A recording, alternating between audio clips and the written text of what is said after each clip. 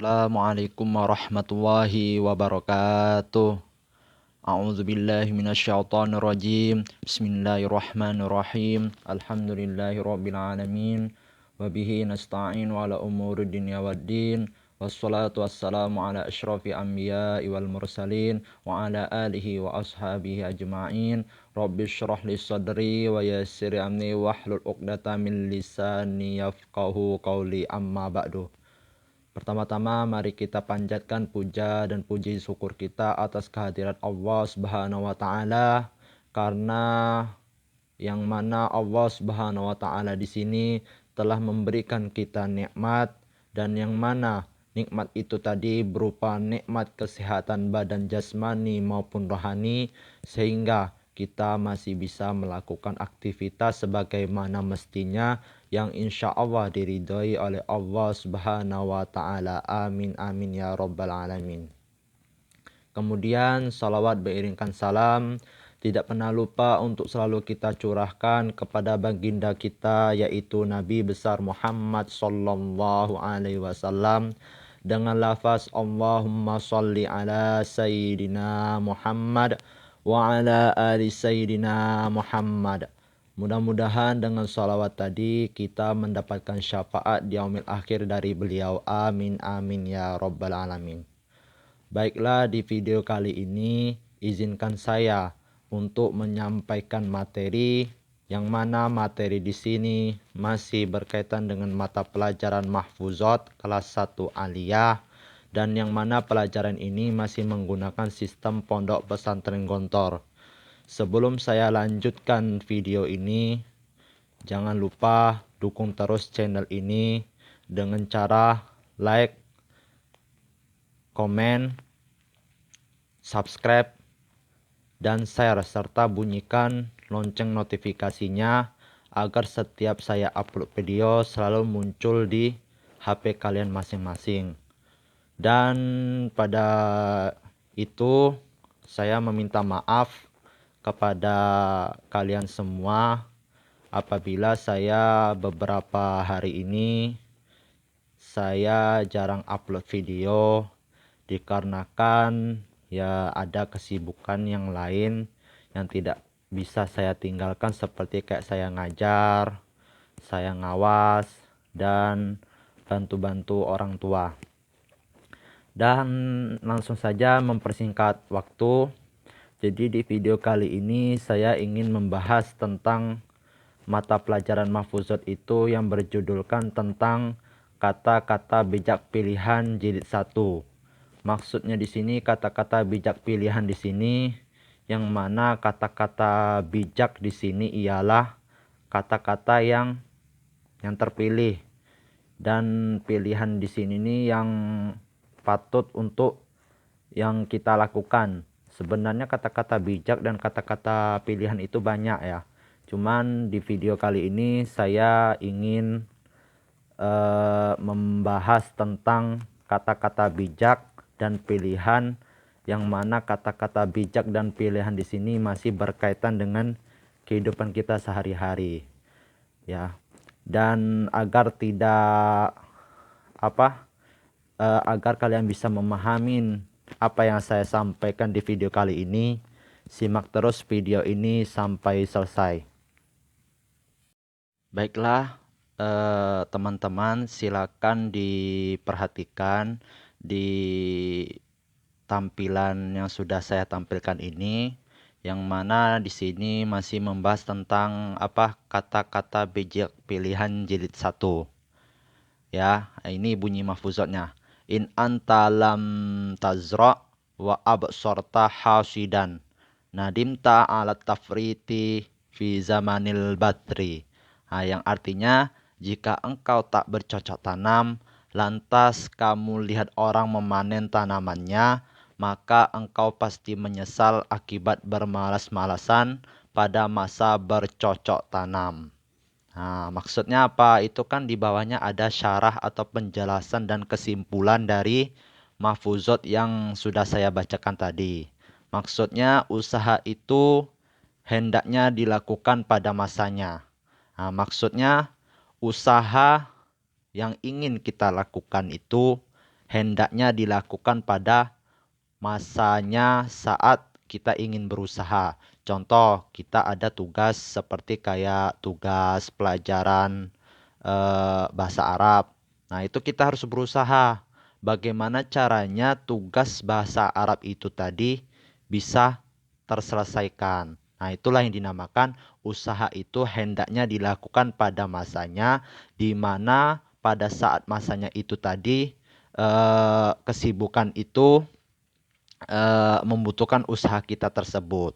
Nah, sebab sebuah usaha jika tidak dilakukan pada saat di mana ia harus dilakukan, maksudnya tuh di mana pada saat kita dihampiri oleh kesibukan dan kesibukan itu tidak kita lakukan dengan berusaha, maka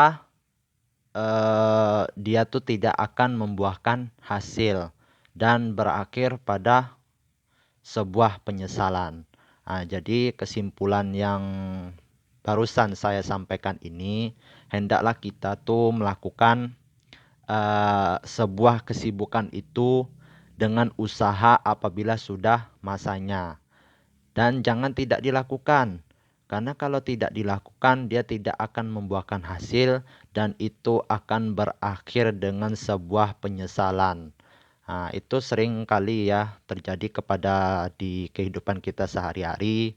Terkadang yang mana ada pekerjaan yang aturannya bisa dikerjakan pada hari ini dan kita semakin banyak menunda-nunda dan akhirnya kita ada punya kerjaan lain dan kerjaan yang tadi karena kita tunda jadinya tidak terkerjakan dan berakhir penyesalan. Nah, jadi seperti itu ya.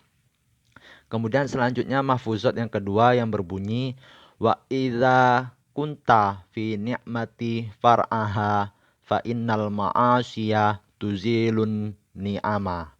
Dan tatkala engkau sedang berada dalam sebuah nikmat, maka jagalah ia karena sesungguhnya maksiat-maksiat itu menghilangkan nikmat. Nah, ada di sarah atau penjelasan dan kesimpulan di bawah ini, adapun nikmat yang diberikan oleh Allah kepada kita hendaknya selalu kita syukuri. Jadi maksudnya nikmat apapun yang diberikan oleh Allah kepada kita, entah itu nikmat berupa kesehatan, entah itu nikmat kita berupa bisa melakukan aktivitas sebagaimana mestinya, itu harus kita syukuri. Gimana caranya kita bersyukur?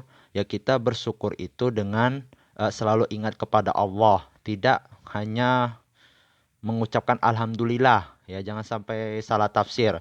Kebanyakan orang itu kalau sudah diberi nikmat kepada Allah, dia hanya bersyukur dengan mengucap kata alhamdulillah. Itu salah besar. Ya karena diibaratkan seperti kayak kita mendapatkan rezeki, mendapatkan uang yang lebih dari sebuah pekerjaan yang sudah kita kerjakan. Bagaimana kita bisa mensyukuri? Kita mensyukuri dengan mensedekahkan sebagian uang kita itu tadi yang kita dapat. Nah, itu contoh kita harus bersyukur kepada Allah yang telah memberikan nikmat kepada kita. Dan jangan pernah mengotorinya syukur kita itu dengan kufur. Maksudnya kufur di sini ialah dengan Allah memberikan nikmat kepada kita, kita itu melakukan maksiat. Maksudnya itu melakukan maksiat itu menyalahgunakan ya kepada sang pemberi nikmat. Ya kita dikasih kesehatan, kita bukannya malah berbuat baik kepada orang, kita malah sering berbuat maksiat, sering jahat kepada orang, sering gibah orang, sering menyakiti perasaan orang. Nah, pokoknya seperti itu ya. Sebagaimana firman Allah Subhanahu wa taala di dalam Al-Qur'an surah Ibrahim ayat 7 yang berbunyi A'udzubillahi minasyaitonirrajim. Bismillahirrahmanirrahim. Wa itta'adzana rabbukum la in syakartum la azidannakum wa la in kafartum inna azabi lasyadid. Nah, artinya ada di bawah dan ingatlah juga tatkala Tuhanmu memaklumkan sesungguhnya jika kamu bersyukur pasti kami akan menambah nikmat kepadamu. Dan jika kamu mengingkari nikmatku, maka sesungguhnya azabku sangatlah pedih. Demikianlah nikmat itu akan bertambah jika disyukuri dan sebaliknya. Dan dia akan berkurang jika dikufuri. Karena pembahasan yang tentang ini sudah saya bahas di video sebelum-sebelumnya. Sepertinya sudah pernah saya omongin ya, kalau kita ingin bersyukur kepada Allah, maka kita bersyukurlah dengan cara melakukan balasan yang setimpal. Ketika kita mendapatkan uang seberapa, ya kita sedekahkanlah seberapanya. Kalau kita diberikan kesehatan, maka gunakanlah kesehatan itu di jalan yang diridhoi oleh Allah Subhanahu wa taala.